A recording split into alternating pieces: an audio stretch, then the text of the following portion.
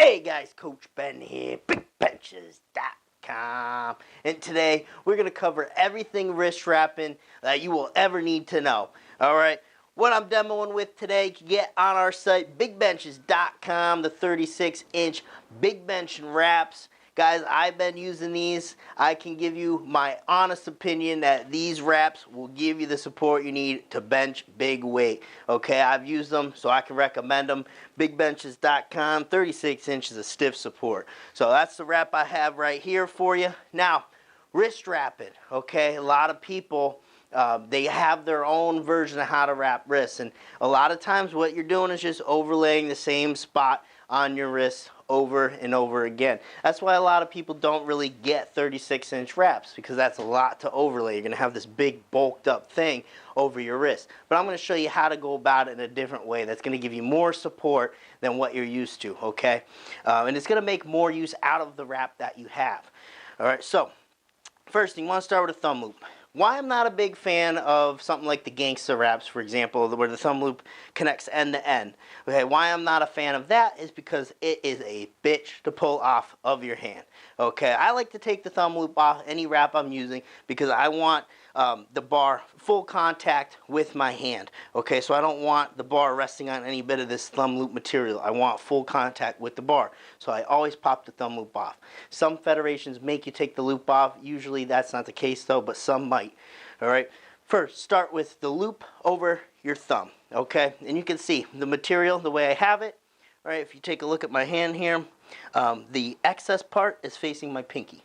Okay, that's really important so that we can cover enough of the back that we need. Alright, so if this was facing the other way, that would be incorrect. Okay, so you can see how the long part is coming up my wrist already. I don't want that. That means I'm going on the wrong side here. Alright, I want that excess part going up towards my pinky. Okay, so the first part I'm doing, I'm just getting it to the side of my hand. Okay, so that's just thumb loop on the bottom here. Okay, I'm not starting my wrap like this or anything, right? I'm not trying to wrap this thing all the way around or put pressure on this thumb loop, because I'll rip this thumb loop right off in time. Okay, what I just need to get this over to the other side of my hand. Okay, the first actual tug and getting the wrap tight is going to be on this side of my hand. Okay, so I pull it over on the back side of my hand. That's where I'm going to have the material kind of catch the side of my hand, right?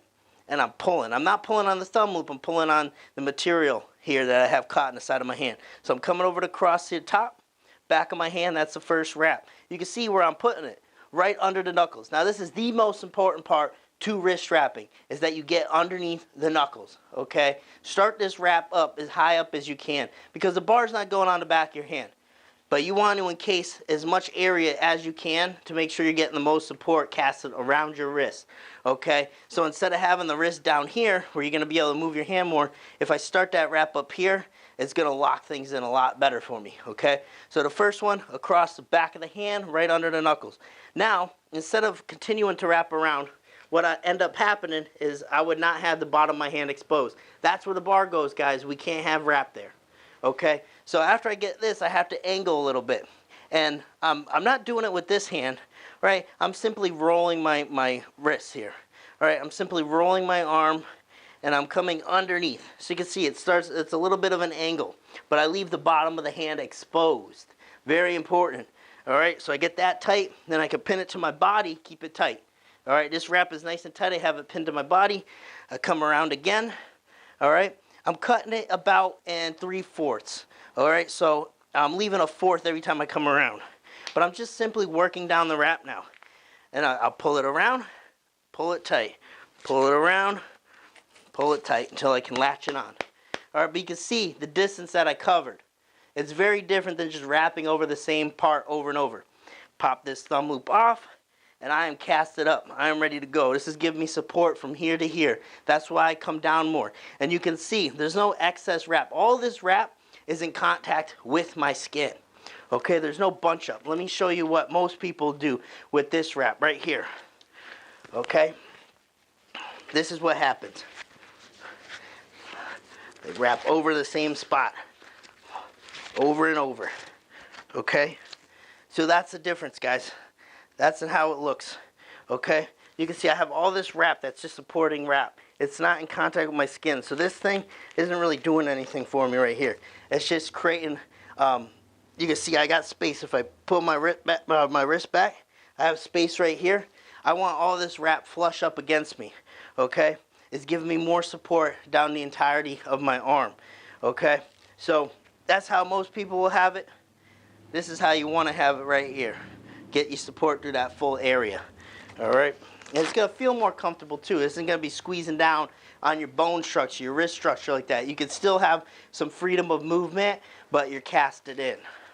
Okay, guys, so that's all there is to it, right? Important parts, start behind the knuckles, leave exposure in the bottom of the hand, and then just work your way up. I know some people will say, USAPL, I understand that there's some restrictions on the coverage that you can get, a federation such as that. Some have certain rules, all right? For most federations, this wrist wrap is going to be just fine. If you do happen to compete in USAPL, obviously you want to abide by the rules, but it remains the same. Maybe you can't get as much coverage, right? But with the coverage you are allowed, make sure you're getting the key areas, all right? As much underneath the knuckles as you can get, all right? Try to overlay each wrist wrap down a little bit until it covers the area that you can cover, all right? And in that scenario, maybe it does pay to get a slightly less long wrap like that. We do sell 24-inch wraps as well. bigbenchas.com, multi-purpose wrap, one of our top sellers. All right, guys, that's all you need to know about wrist wrapping. That is the total tutorial right there for you by Coach Ben. I'll see you guys next time. Meet me on the bench.